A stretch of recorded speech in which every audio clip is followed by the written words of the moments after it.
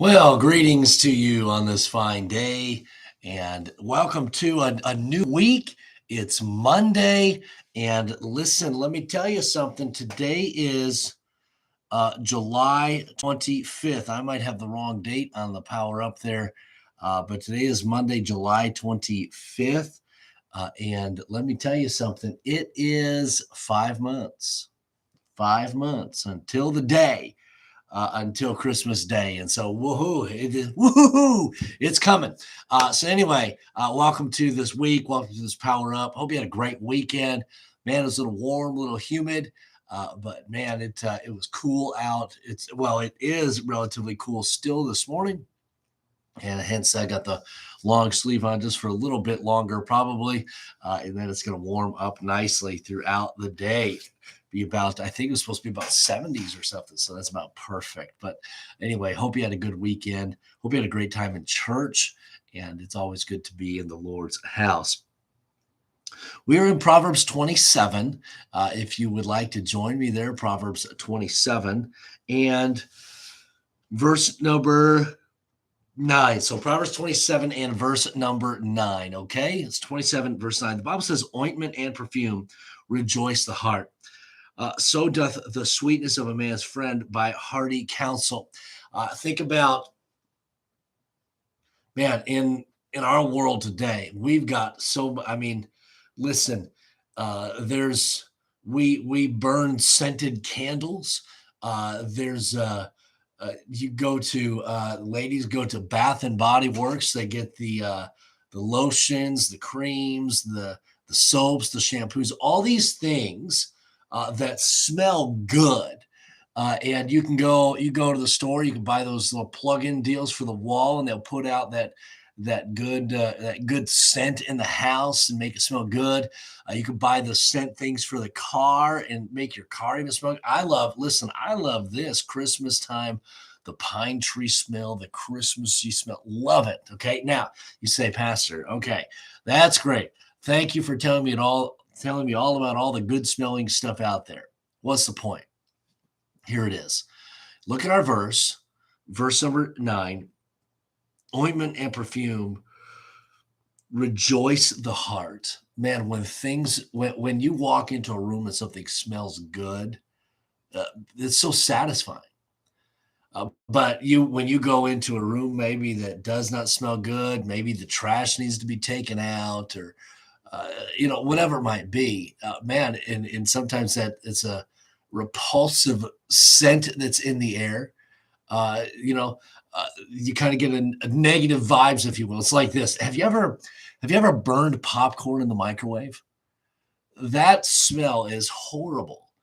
And man, it lasts for a long time, just reeks. But man, you get something that smells really good. You walk into the house, maybe your wife's making dinner, you're like, oh, that is good right there. Hey, it rejoices the heart. It brings joy. Things that smell good. And you look at what this kind of description is lending itself to in this verse here. The good smell rejoices the heart, so doth the sweetness of a man's friend by hearty counsel. You look at the sweetness, that good counsel, truth spoken in love, genuine love that is shared toward others in regards to counseling in your friendships, being able to just talk things over. And that is so sweet to be able to experience that, and to enjoy that fellowship, that counsel with a close friend, somebody that truly cares about you.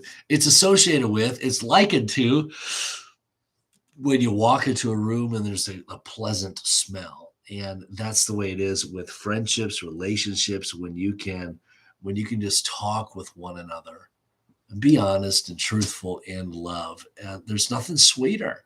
And it's great for the soul. It's great for the heart to be able to talk about things. See, we have a lot of relationships with people. Okay. We communicate much with people, but obviously in our life, you've got some people that are closer than others in regards to relationships and friendships and that.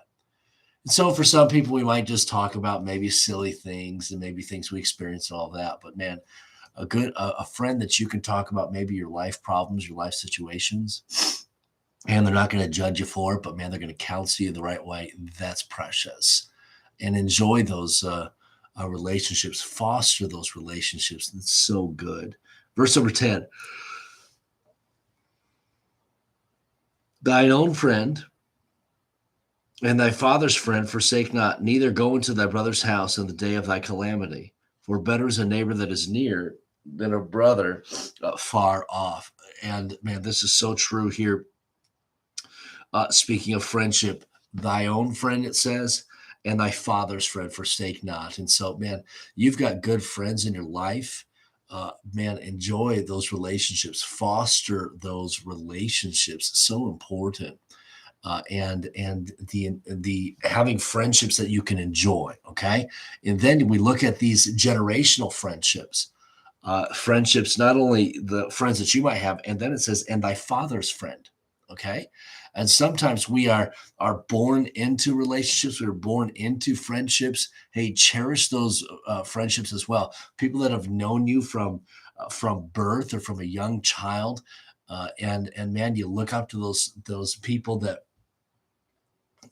were your parents' friends and they've known you for a long time. They're almost like aunts and uncles. Man, hey, those are blessings to have. Those relationships, those friendships are a blessing and encouragement to have. People that you can look up to, that you can trust, even from a child. So good.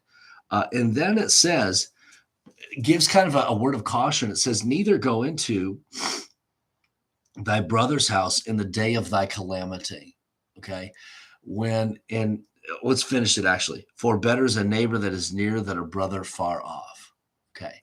Now, there's nothing more precious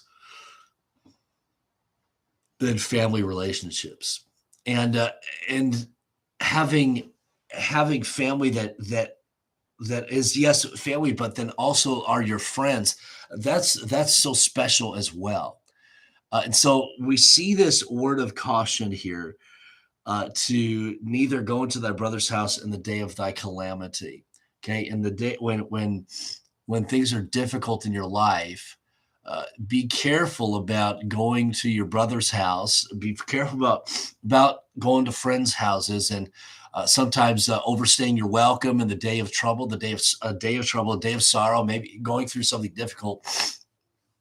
And we've heard this phrasing, don't overstay your welcome. But also, listen, when we go through the difficult days of life, it's not just difficult on us, but sometimes that difficulty can be cast onto our family, and then also onto our good friends. And so when we go through those difficult times, we've got to be careful about putting those that are close to us into those times with us. Okay, and I know as Christians we're to bear one another's burdens. Okay, and yes, we ought to go seek counsel.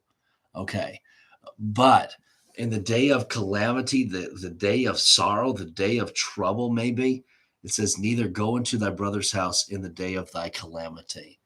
And man, you want to foster relationships. Listen, just because somebody's family doesn't mean that they are need to pick up the pieces of our troubled life sometimes. And so we've got to be careful about that aspect, because we don't want to lose the special relationship, the special family relationships that we have of brother, sister, and so on. And so we got to be mindful of that. There's a healthy balance. Man, family, love family when they're there for you and they encourage you, they uplift you, and man, they are a blessing when you're down. That's so good, but you don't want to wear out your welcome with it. And sometimes we can do that. We say, "Oh well, family's there; they'll help me out." They might, but man, you don't want to be a burden on them. You don't want to be, "Oh well, here comes so and so. Yep, I bet you they're going to ask for more money. Here comes so and so. Yep, the only time that they ever come around is when they're in trouble, when they need something from me." That's not healthy. It's not healthy. And so, man, enjoy the relationships that you have. Listen, if they're not right now, if there's some bitterness or maybe some anger, maybe there's some contention in those, hey, I would encourage you, do all that you can to foster that relationship, do all that you can to repair that relationship. Listen, you only get so many brothers and sisters, okay? You can go out and make new friends, but man, you only have typically you only have one family. You're only going to have those singular brothers, those singular sisters, parents, same thing. Friends, you can make more. Family, you can't. And so foster the relationship with family. Try not to be a burden, but you take opportunity. Here's what I say: take opportunity to build the relationships, to have good times together, to get together, to have family get-togethers, and not just reunions that are once a year. Try to get together more often for special days, holidays, maybe for birthdays, if that's doable, and just have times where you can relax and have a good time together. And let me tell you, you'll find that, man, when you're going through the difficult days, you'll find that they'll be there for you. But if the only time that family sees you, and we can take say friends, the only time that they hear from you is when, oh man, I can't pay my bill this month. Oh man, you wouldn't believe how bad my life is. If that's it, man, that's a drain, and that's not very encouraging. And so I want to encourage you, hey, build the relationships you have with your family. You only get one. Okay. Friends, I'm not saying that friends are replaceable, but you can always have more friends and develop new friendships. Okay. Uh, a good friend, closeness in family, it's like ointment and perfume. Man, it smells good and it brings joy. Hey, that's what relationships are meant to do. Good friendships, man, they bring joy into your life. Maintaining right relationships with the family, man, it brings joy. And that's what we desire. I hope you desire. And so, so let's build those relationships. Okay. I'm going to leave you those couple thoughts, and know I rambled just a little bit there. But man, those are some good verses there, and a good picture, like good smelling ointment. That's the way family and friends. Okay. Let me give you a couple shout outs to those who are watching live, and thank you for watching live. I would encourage you also, hey, like, share, and comment. Do that. So very important.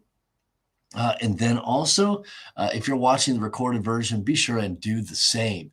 Like, share, and comment throughout the day, whatever it is that you are watching. Okay, let me give a couple shout outs. Those who are watching on Facebook Live, thank you so much for being a part of our Power Up.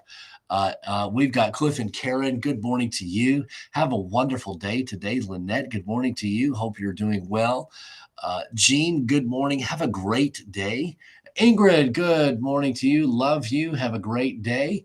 Brian and Cindy, good to have you on as well. Dennis and Geraldine, so good to have you back in church after your vacation. And good morning to you, Dick and Kathy family. Good morning. Have a great day. Lynette, thank you for your further comments as well. So appreciate those. And then Jake, good morning. Thank you for being on, praying for you and your family. And have a great day today. And listen, there's nothing like friends, as Jake kind of commented here. Nothing like friends, nothing like family, and then even those that are older that you have relationships with. That man, they want what's best for you, to put it simply, I guess. And they don't have that relationship with you to see what they can get out of it. But man, they just love you. Man, those are great relationships to have and be able to gain advice from. David Preston, good morning to you as well. Thank you for watching. Barnett's, good morning to you. And glad that you are on. And I am also thankful for the godly counsel that we can get from family and friends and church family and all of that. And thank you for that comment. Good reminder there. Shirley, good to have you on this morning live as well. Have a great day today. And Cliff and Karen, thankful also for good Christian friends. All right.